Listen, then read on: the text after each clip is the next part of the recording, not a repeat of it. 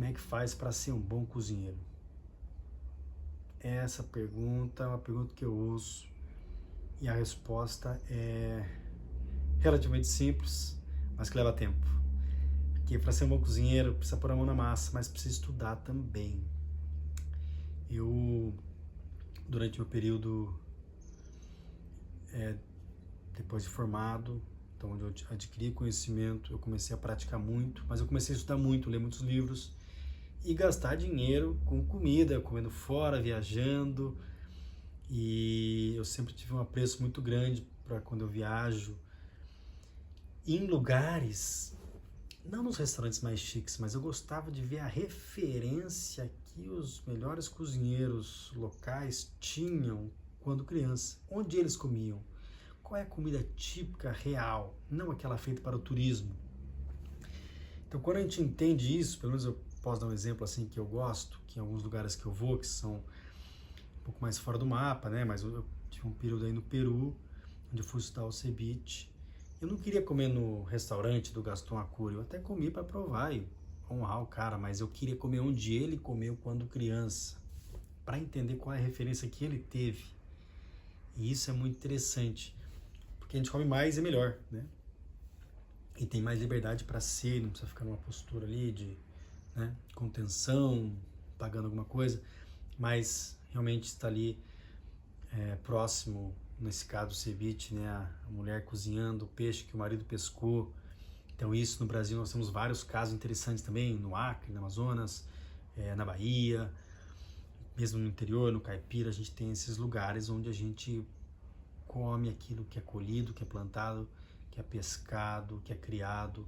Então nessas culturas, quando a gente consegue se envolver um pouco mais com o produtor local e com essas técnicas muito antigas de se preparar as coisas de uma forma bem tradicional, a gente aprende muito.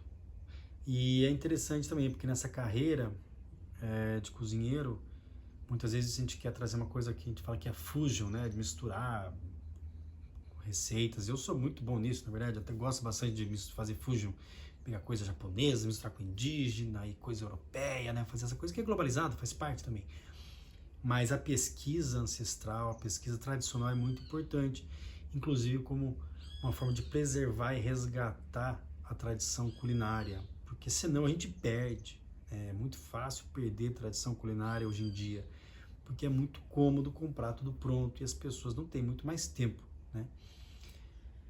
E esse é um pouco do meu estudo na gastronomia, e eu não acho que esse é o único caminho para ser um bom cozinheiro, né? Tem várias formas, você pode trabalhar num bom restaurante e aprender bastante, mas cozinhar é, de certa forma, uma mistura de técnicas e práticas, mas também uma mistura de conhecimento. Eu defendo um tipo de gastronomia que envolve buscar conhecimento. E esse conhecimento, às vezes, está fora dos grandes centros, né? Mas também está lá, é claro. Existe muito conhecimento aí em todos os lugares. Mas a gente trazer o nosso próprio estudo, nosso próprio discernimento sobre aquilo que a gente quer aprender, sobre a área de cozinha que a gente quer aprender e aprofundar, não ficar no raso e testar, né? E fazer comparações e provar, gastar dinheiro com comida, gastar dinheiro com viagens. Isso é um bom investimento, especialmente se você está nessa área, né? Às vezes eu vejo uns restaurantes assim que quase que não mudam o cardápio, né? E só aumentam o preço. E eu acho que sim, tem pratos que são icônicos e ficam no restaurante por muitos anos, mas o legal é a gente poder mudar também, né? Novos ingredientes, novos dias, novos ingredientes, novos produtos, novos pratos.